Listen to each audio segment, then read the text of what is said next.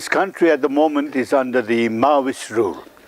We have a coalition government here in the country, and our Prime Minister is a Maoist from the same home village as myself. And all his upbringing was in a educational upbringing was in a Christian setup. So he has imbibed a lot of Christian values. So we feel that we are very happy, at least, to have a person of his caliber, even though he belongs to the Maoist party, because we feel that we have for the first time a leader among our midst. But the problem is, he belongs to a coalition party. We have 63 political parties in the country, and it keeps on multiplying. And at the moment, this government that we have is a coalition government, and it is here today, it may not be there tomorrow. For the last 10 years, we have had 5 changes of government, 5 or 6 changes of government. So this goes on coming, and this is affecting the economy of the country. In olden days, our biggest source of economy used to be tourism. People coming from outside, because Nepal was a big attraction for tourists, so that became a source of income, main source of income for the country. Then that source is dying up now. The next source that came into the country was carpet factory, where the Tibetans from Tibet moved into Nepal, and they began making carpets here on the inspiration of a Jesuit priest, Father Marshal Moran, who was the pioneer of Jesuit presence in the country. And so they had a carpet factory here, and that became a second main source of income after tourism. Tourists became less in number to come into the country. Carpet industry became our main source of income. But our people who were buying Nepali carpets became aware of the fact that the carpet industry was using children to make carpets. So Nepali carpets was not being bought by the donor country, the buyer countries, because of the children's involvement. So that also dried up. Now, the main source of income today is the number of our Nepali people going outside the country in search of labor. They say every day 1,200 Nepalis are going to Arabian countries, to southeast part of the country, Japan, Malaysia, Indonesia, other countries, and in order to work there. Some of the 2% of these people are supposed to be skilled persons. 10% of them are 98% of these people going abroad are without skill. But they are the main sustainer of the economy of the country today. They are the ones who send money into the country and helping the country at the moment. And with this government, not being here, not being there, changes happening, our people are very much being affected. So much so that our villages are getting emptied. People are moving into the cities in search of jobs, opportunities, and so Nepal was known to be an agricultural country. Is now today agriculture is not anymore the source of our sustenance. We look for money from outside, and the people come search for money. So they are selling their land in the villages and living here in Kathmandu in hovels, in huts, under the bridges, and working as maids. Imagine, Kathmandu, a small city, has today a population of 4 million people. And 50% of these people are jobless today. As a result, there's a lot of criminalities, all kinds of kidnapping going on, extortion going on, and then what the church is being affected because of the coalition situation and the rise in prices of petrol and foodstuff. there's every day some kind of strike or closure of industry of various institutions. And the ones that are suffering the most are the educational institutions in the country.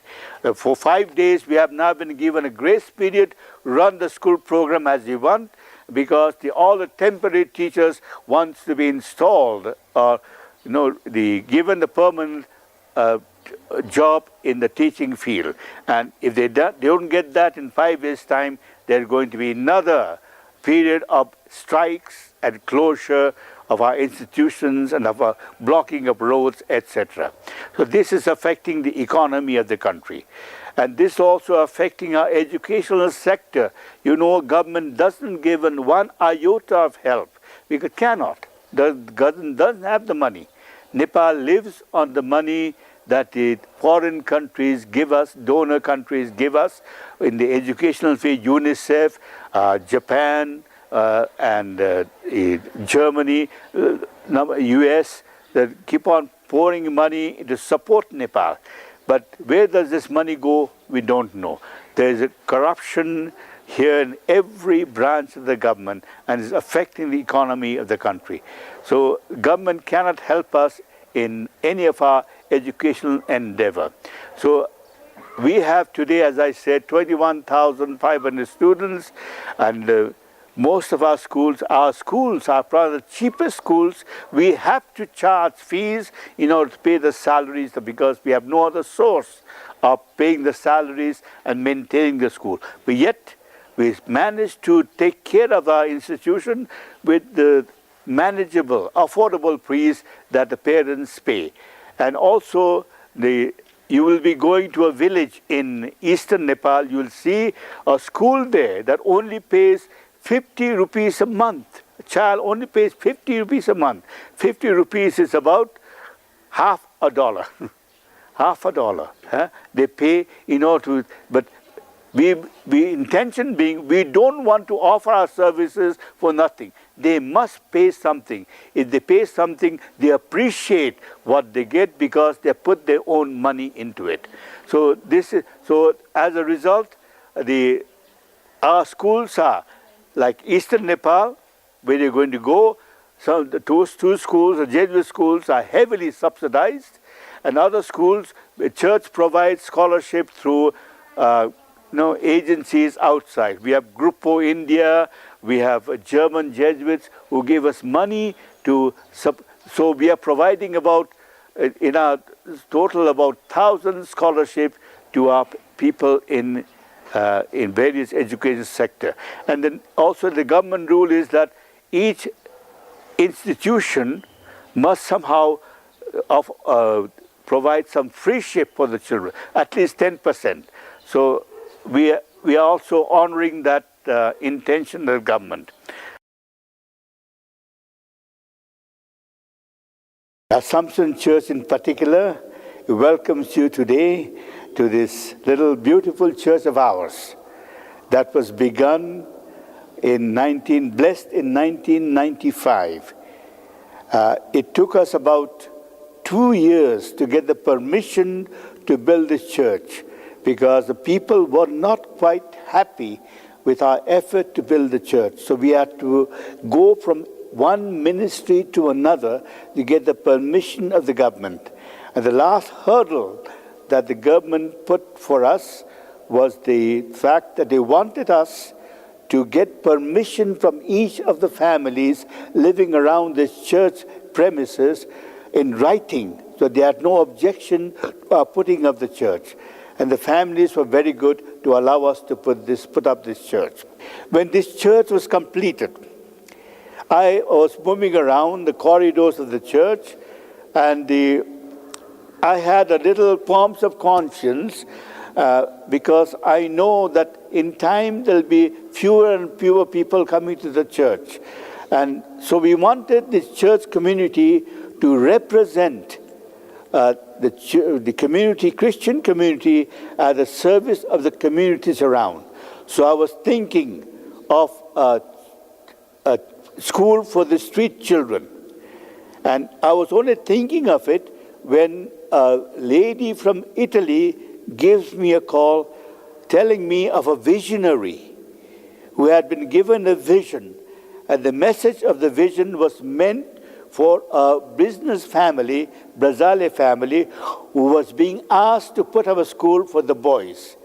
And so today we have attached on the right side of this church, a school for the street children. There are 128 children there at the moment. We have a separate one for the girls, it's only for the boys. These children come here, some of them without any food in their body, in their system. So they get one full meal a day here at the school, and the education up to the primary level is fully free, provided for by the association this particular Brazale family has founded in Italy. So he sends me money every month to pay the salaries of the teachers and feed the children, give them a good meal a day. And I also get dresses, shoes, the school uniform, all provided for. Now, let me go back to the earlier time when the Jesuits were invited here in 1951, when they came here first. It was on the invitation of the ruling king then, the grandfather of the recently deposed king, who invited Jesuits to put up a school for the ordinary people of the country, of the valley. They were allowed to function, run the school, operate the school only in the valley, and they weren't allowed to go out of the valley. They were told that you can run the schools provided you don't preach Christianity. So Jesuits have been true to that. The fact that today educational institution, we were invited to open a school for the ordinary children, has been a blessing in disguise. And the school work has been very, very evangelical for the people, announcing the gospel through the service the church is able to render to this community in Nepal.